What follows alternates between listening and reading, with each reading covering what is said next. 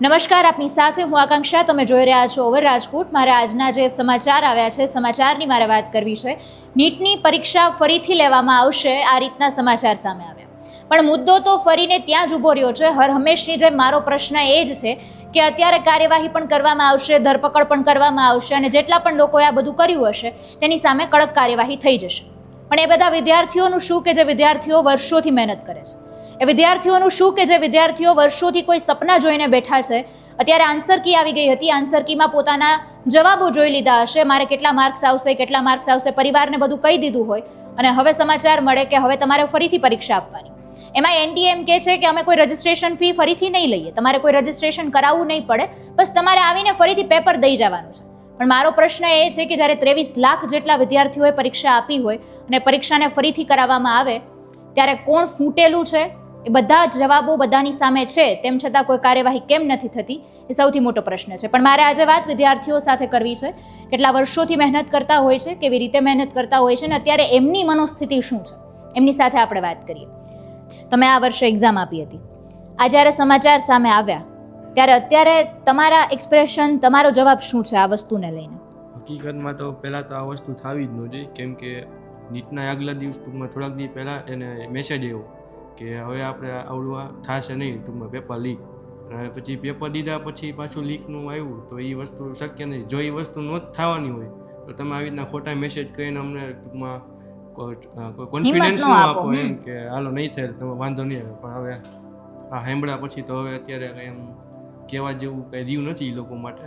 પણ હવે થઈ ગયું તો હવે શું કરીએ કે હવે પાછી નવી પરીક્ષા આવે એના માટે સ્ટ્રોંગ પ્રિપેરેશન કરીને આગળ વધશું. બીજું શું? આ પરીક્ષા માટે કેટલા સમયથી તૈયારી કરતા હતા? 1 વર્ષથી અમે સવારે 7 વાગે આવી જાય, પછી રાતે 12-1 વાગ્યા સુધી પ્રિપેરેશન કરી. ટૂંકમાં બીજું કંઈ એમ વિચારવાનું જ નહીં કે ટૂંકમાં પ્રિપેરેશન કર્યા રાખવાની. પણ બીજા વ્યક્તિ હોય આવી રીતના જે પેપર ફોડતા હોય તો એના માટે તો આપણે શું કરીએ કે આપણી મહેનત તો ટૂંકમાં ગઈ ને વ્યર્થ. એમ એ શબ્દ એનટીએ વાળા સમજે તો વારંવાર આ શબ્દ સાંભળવા મળે છે, તો આમાં શું લાગે છે, ખૂટે છે કે આ બધું બને છે વારંવાર? પહેલાં તો આ એનટીએ વાળા જે અંદર હોય ને એ લોકોને પહેલાં તો જરૂર છે કે આ બહારનું કંઈ કરે નહીં. પછી એ લોકો જો એમાં થઈ જાય બધે તો પેપર લીક થવાનો ચાન્સ ન રહે. બાકી તો પાછો આના જ પ્રોબ્લેમ બધા વર્ષે એવા રાખશે. તમે શું કહેશો આ મુદ્દાને લઈને? બસ એમ જ કે એનટીએ વાળાને ધ્યાન રાખવું જોઈએ, કારણ કે આ લોકો જે પેપર ફોડીને પોતાના માર્ક્સ લઈ લે છે, એ લોકો અમારા જેવા સ્ટુડન્ટ જે મહેનત કરી આખું વર્ષ નાખી ટાઈમ બગાડીને મહેનત કરતા હોય એ લોકોના માર્ક્સ પછી પાછળ રહી જાય, વેડફાઈ જાય. એટલે એ લોકોને ધ્યાન રાખવું જોઈએ કે પાછળ એને કેપેબલ સ્ટુડન્ટ પણ છે. આવું પૈસાવાળાઓના લીધે અમાર જેવાનું રિઝલ્ટ બગડે એ સારું ન કહેવાય. તમે કેટલા સમયથી મહેનત કરતા હતા, કેવી રીતે મહેનત કરી છે? મને 1 year જેવું થઈ ગયું હશે. અમે અહીંયા દરરોજ સવારે 7 વાગ્યાથી લઈને રાત્રે 12 વાગ્યા સુધી મહેનત કરતા હોય, પ્રિપરેશન કરતા હોય, પોતાનો ટાઈમ આપતા હોય. પછી આવું ખબર પડે કે ના પેપર લીક થઈ ગયા છે અને બીજા બાળકો જે કેપેબલ નથી એ લોકો માર્ક લઈ ગયા, એ સારું ન કહેવાય. અત્યારે આમણે પેપર રદ કર્યું છે, તો આ સ્ટેપ તમને કેવો લાગે છે? એમણે બરોબર કર્યું છે? આ સ્ટેપ તો બરોબર જ કહેવાય, કારણ કે જે લોકોએ પેપર ફોડાવીને લીધું ને એમના માર્ક ડાઉન થઈ જશે અને અમારી જેવા સ્ટુડન્ટ આગળ વધી શકશે. તમે શું કહેશો આ વસ્તુને લઈને? પેપર લીકમાં તો મોટા ભાગે પોલિટિક્સ હોય જ છે બધે. માનસિક સ્થિતિ ઉપર સારી અસર થાય છે, કારણ કે માર્ક ડાઉન હતા, છેલ્લા મહિનોથી મહેનત કરી એમાં માર્ક વધ્યા હતા, 500 ઉપર માર્ક ગયા છે. અત્યારે ફેમિલી આમ થોડુંક ડાઉન થઈ ગયું કે પાછું પરીક્ષા દેવાની મહિનોથી મહેનત કરી છે. સિસ્ટમે ખૂબ ધ્યાન રાખવું જોઈએ કે અમે 2 વર્ષથી એક પણ ફંક્શનમાં ધ્યાન દીધા વગર અમે લગાતાર મહેનત કરી છે, તો તેમણે આ ઘટના ન બને તેનું ખૂબ ધ્યાન રાખવું જોઈએ. તમે શું કહેશો? તમે કેટલા વર્ષથી મહેનત કરો છો? સવારે 7 થી રાતે 12 વાગ્યા સુધી. અને જો મહેનત ઘટતી હોય તો રાતે ઉજાગરા કરવાનો. આખો દિવસ જ આપો છો તમે એમ? અને પછી જ્યારે એક્ઝામ આપી તમે આન્સર કી જોઈ હતી? આન્સર કી જોઈ છે અને એમાં 525 જેવા થયા. બરોબર. અને આ જ્યારે ન્યૂઝ આવ્યા, મતલબ જ્યારે પેપર ફૂટવાની વાત સામે આવી ત્યારે એ વાત તમને કેવી રીતે ખબર પડી? મતલબ ન્યૂઝમાં જોયું, કેવી રીતે ખબર પડી? ન્યૂઝમાં તો 2-3 દિવસથી આપણે જોતો હતો પેપર ફૂટ્યું, પણ એવું નહોતું કે 2024 જેમ અમને એમ હતું કે અમુક સેન્ટરમાં લેવાશે જ્યાં ફૂટ્યું નહીં, અહીંયા નહીં આવે. અચાનક કેન્સલનું આવ્યું. ત્યારે તમારો જવાબ શું હતો? મતલબ આવી વાત આવી સામે ત્યારે તો એવું હતું કે આ મહેનત બધી પાણીમાં ગઈ. આટલા વર્ષ આટલું કર્યું તોય. અને પાછી આ બધી વસ્તુ કરવી પડશે. એક વાત છે કે 3 તારીખે પેપર લેવાનું અને બહુ ટૂંકા ગાળામાં રિનીટ થશે આ રીતની વાત કરી દેવામાં આવી, એટલે વિદ્યાર્થીઓને બહુ એટલો બધો વચ્ચે લાંબો ગાળો નથી પડી ગયો, બહુ ટૂંકા ગાળામાં જ એમને ફરીથી એક્ઝામ માટેની તૈયારીઓ કરવાની છે.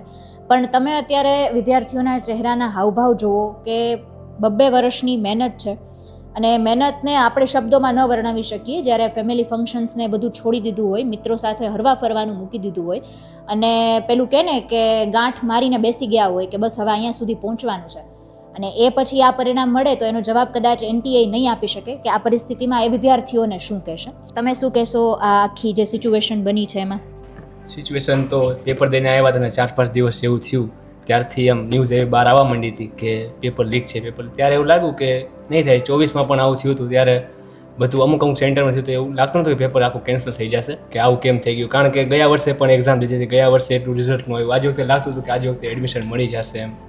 બધાને એવી હોપ્સ હતી કે સારી જગ્યાએ ગવર્મેન્ટમાં સીટ મળી જશે. બટ અચાનક આવી ખબર પડી તો અંદર મમ્મી પપ્પા એ બધા તૂટી પડ્યા કે આવું કેમ થઈ ગયું એમ.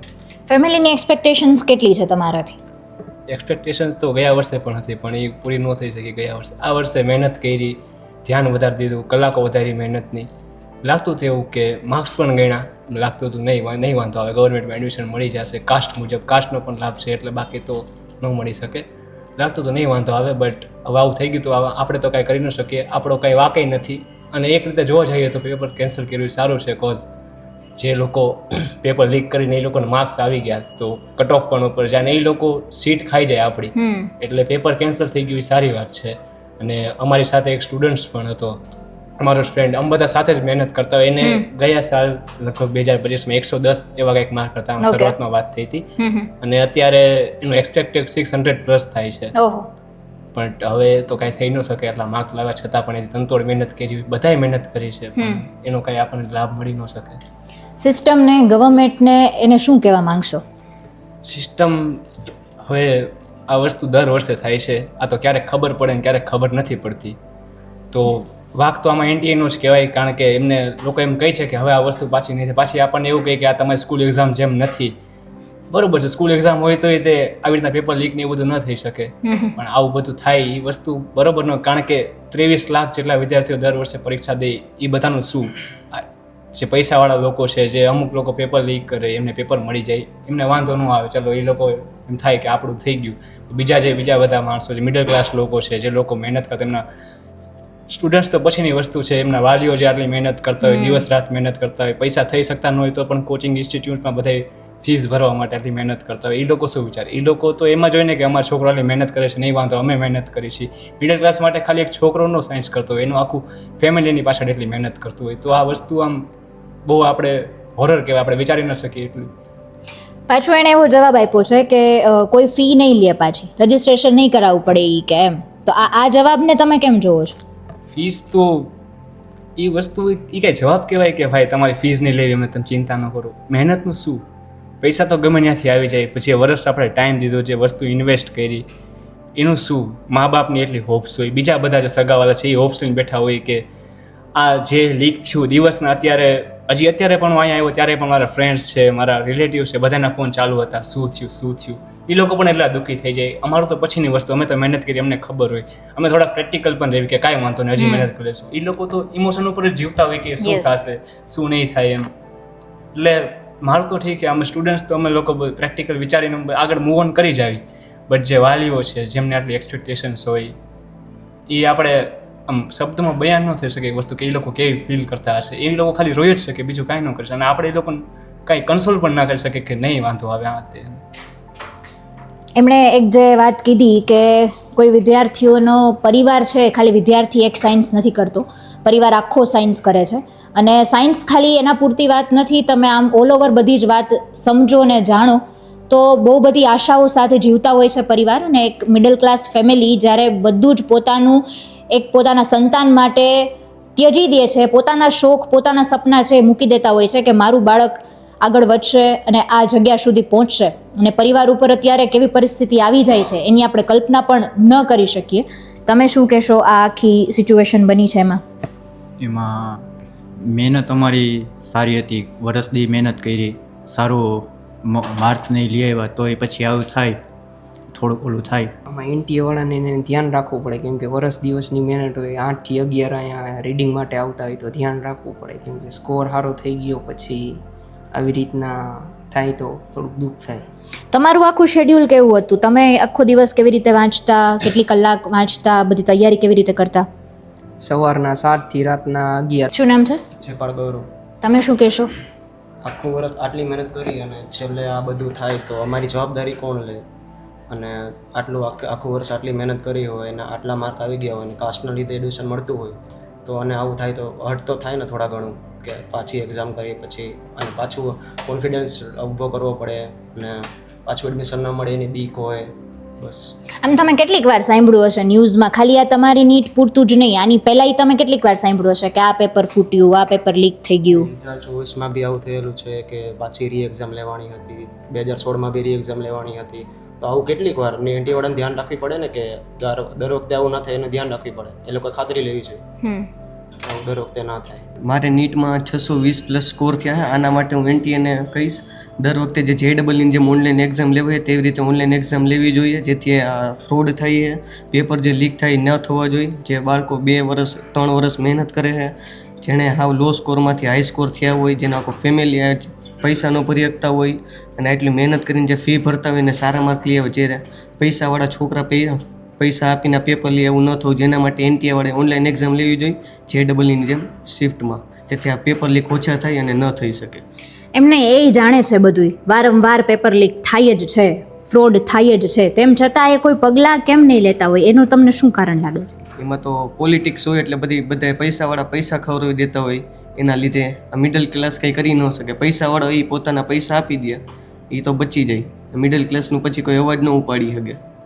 અને આ વખતે તો એનટીએને એ કહેવું પડે કે 2024માં આવું થયું તો એને થોડુંક સ્ટ્રિક રહેવું છે. પ્લસ એને આ વખતે તો ટ્વીટ ઘણું કર્યું હતું અને બધું બીવડાવ્યા હતા ને એવું કહી શકાય. પણ મારી સાથે તો મારા મમ્મી અને મારા પપ્પાનું યોગદાન છે કારણ કે મારા મમ્મી ટીચર છે અને અહીંયા સવારે 7 વાગે આવી અને હું રાતે 12 વાગે ઘરે જાઉં. એટલે મમ્મીને એની હારે કોન્ટેક્ટ ઓછા જ હોય કે ન મળી શકે કારણ કે સવારે 7 વાગ્યાથી અહીંયા હોય. અને ઘરે જઈએ તો ખાલી એના પેરેન્ટ્સના ફેસ જોઈએ ને ત્યારે એમ થાય કે નહીં મહેનત કરીએ છીએ કે વેડફાતી નથી, એમ મતલબ સાચી જગ્યાએ હેપીનેસ છે, એક જે ગર્વની લાગણી છે એ દેખાય છે, અનુભવાય. હા, પણ આવું થાય તો આપણે સ્ટુડન્ટ તો ઠીક છે કે અમે વિચારી લઈએ અમે પાછી મહેનત કરી શકશે, પણ પેરેન્ટ્સને શું કહેવું, પેરેન્ટ્સનો શું વાક એમ કે આવું થાય છે. અને આ પહેલી વાર નથી થયું કે પહેલી વાર હોય તો હજી કાંઈ વાત અલગ છે. આ તો આ વખતે સ્ટ્રિક રહેવું જોઈએ કારણ કે લાસ્ટ ટાઈમ 2024માં આવું થયું હતું અને પાછું એક જ વર્ષમાં પાછું આવું થાય 2 વાર ભૂલ તો એનટીએ થોડુંક ધ્યાન રાખવું જોઈએ. અને વારંવાર ભૂલ થાય છે મતલબ ક્યાંક એમનામાં જ ક્યાંક ખોટ રહે છે. નિર્ણય લીધો એ સારો કહેવાય કારણ કે બધાના જે માર્ક જમ થયા હોય જેના હિસાબે માર્ક અમારા સારા છે તો એ અમને એડમિશન ન મળે. બધા પેપર લીક કરીને ઊંચા માર્ક લીધા છે એ બધાને એડમિશન જડી જાય, અમારે સીટ રોકાઈ જાય. એના માટે એનટીએ કે આ સારો નિર્ણય લીધો છે. વર્ષ દિવસથી તૈયારી કરો છો, તમારું શેડ્યુલ કેવું હતું? સવારે 7 વાગે અહીંયા આવી જાય અને રાતના 12 વાગે. અમે તો રાજકોટમાં રહેવા છતાંય અમે હોસ્ટેલમાં આવતા રહ્યા હતા કારણ કે સ્ટડી કરી શકીએ અહીંયા. અચ્છા, રાજકોટમાં રહેતા હતા તો એ હોસ્ટેલમાં આવી ગયા હતા, એનું કારણ શું? વાંચી શકીએ, આખો દિવસ મહેનત કરી શકીએ, અપડાઉનના લીધે થોડુંક ઓલું થઈ જતું એના લીધે. આમ કેટલા સમય પહેલાં વિચારી લીધું હતું કે મારે સાયન્સમાં જવું છે, મારે નીટ કરવું છે? 3 વર્ષ પહેલાં જ્યારે સાયન્સ લીધું એની પહેલાં છે ત્યારે જ નક્કી કરી લીધું હતું. તમે આમ કેટલીક વાર સાંભળ્યું હશે કે પેપર ફૂટ્યું, પેપર લીક થઈ ગયું? 3-4 વર્ષથી આ સાંભળ્યું. 2024માં અહીંયા થયું હતું, 2025માં પેપર હાર્ડ નીકળ્યું હતું, 2026માં જે આ પાછું પેપર ઓલું થયું લીક.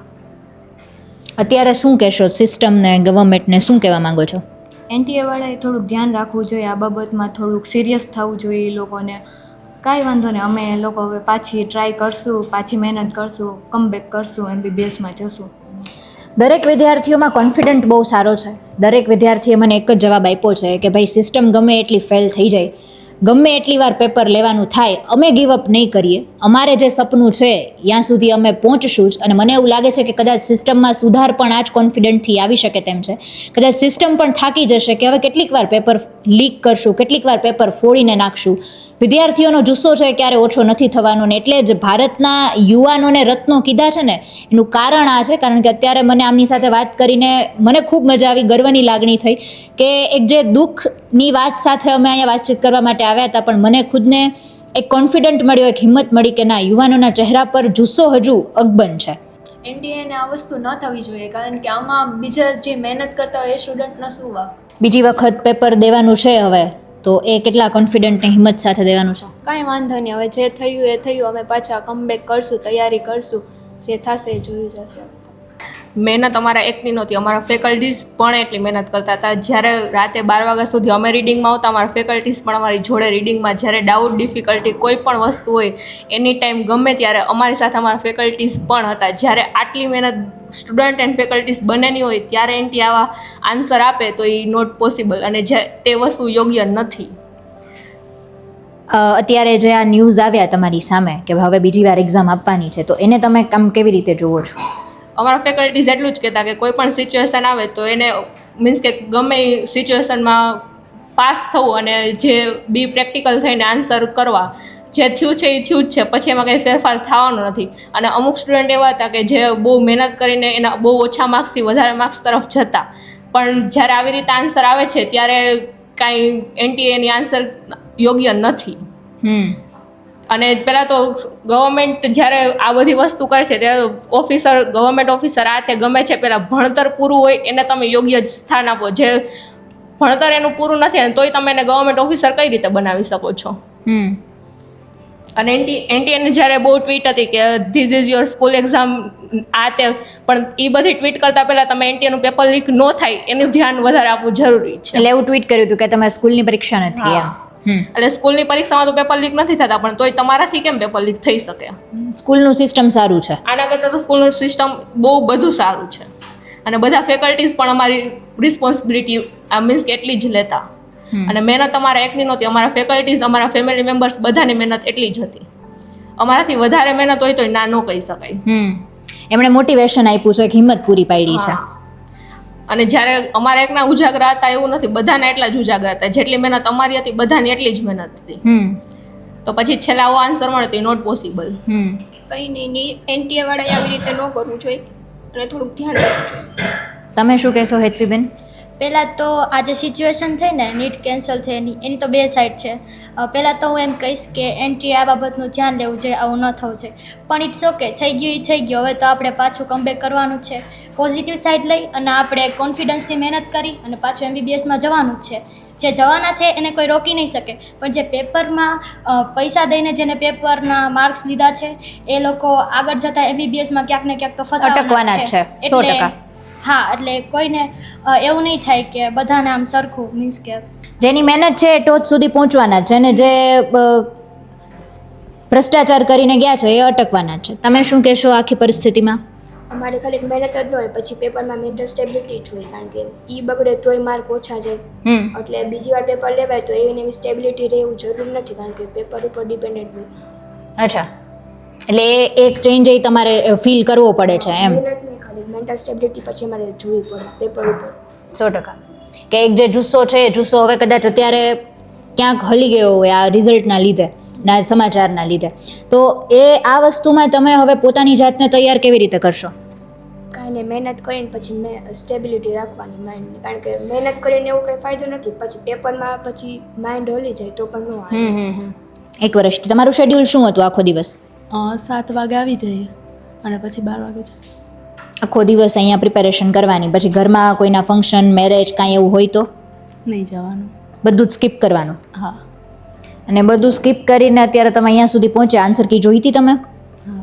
કેટલું રિઝલ્ટ આવતું હતું? 507. 507. અને હવે કેટલી હિંમત ને કોન્ફિડન્સ સાથે બીજી એક્ઝામ દેવાની છે? ફૂલ કોન્ફિડન્સ.